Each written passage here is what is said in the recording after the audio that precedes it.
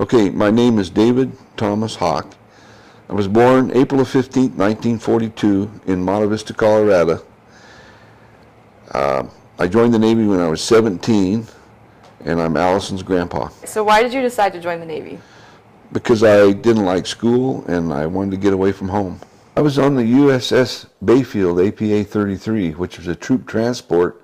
We carried 1,500 Marines and the boats to land them on the beach. These little boats that run up on the beach and the ramps drop and the Marines would run out and do their fighting or whatever. That was the type of ship I was on.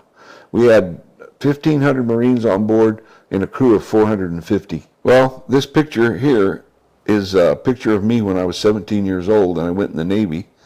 And I wore glasses, and one day I dropped them over the side and I went to Yokosuka, Japan to get my eyes checked, and the guy said, "You don't need glasses," so I never wore them again.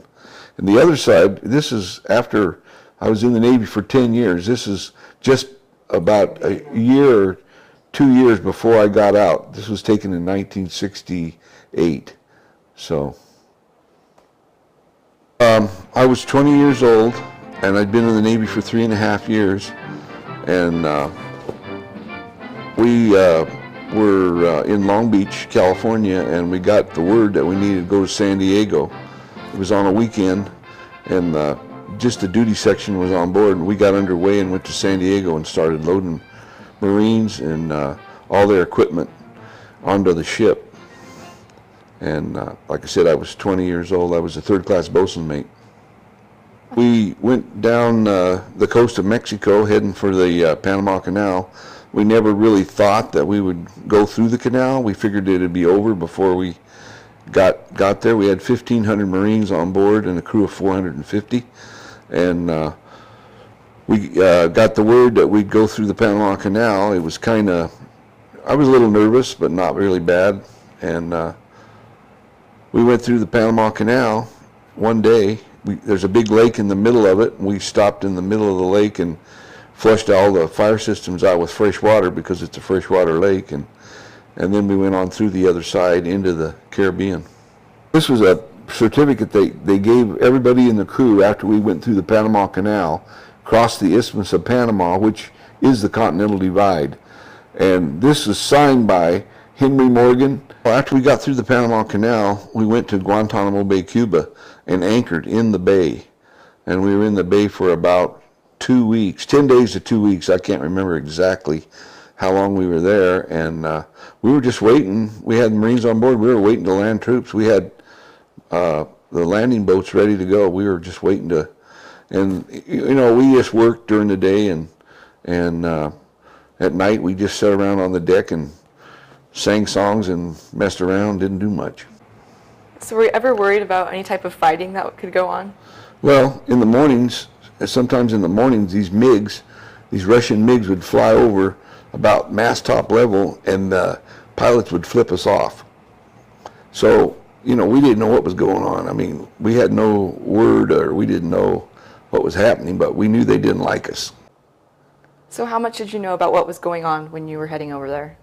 Well, as we were sailing along the coast of Mexico, we picked up a radio station from Oklahoma City, KOMA. It was a rock station, and we were listening to the rock music, and they had news on there, and they said that there was a trouble in Cuba, and that they were deploying the Navy. So that's really about all we knew about it. We didn't really get any word from our officers about it, so it was just sort of in the dark. What was the feeling like on board the ship? Well, I didn't care one way or another where we were going. It didn't bother me, as I was unmarried and I had no responsibilities. But the guys that were married and had families were nervous, and they were worried because they didn't know whether their families would be safe, and they didn't know where we were going for sure, and it was kind of a stressful time for those guys. We got done with Guantanamo Bay. We went to the Villegas Island, which is part of the Puerto Rican chain, and the water there is crystal clear, and there's beautiful white sandy beaches. No people live on this island, or at least they didn't at that time. And so we had beach parties every day. They'd take us in on boats, and we'd play volleyball on the beach and swim, And I can remember that the water was just crystal clear, and it was like 100 feet deep, and you could see the bottom.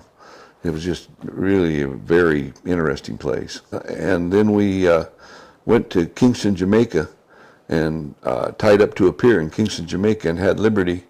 Half the Marines and the sailors went one day, and the other half went the other day for 8 hours. After we got done in Kingston, we went over by Florida and took on some supplies from some boats came out from Florida and gave us some supplies that we needed, food and stuff. And then we went back through the Panama Canal and back to San Diego. And we got back to San Diego just before Christmas of 1962. We left in October. So it was probably about a 2 and a half months we were gone.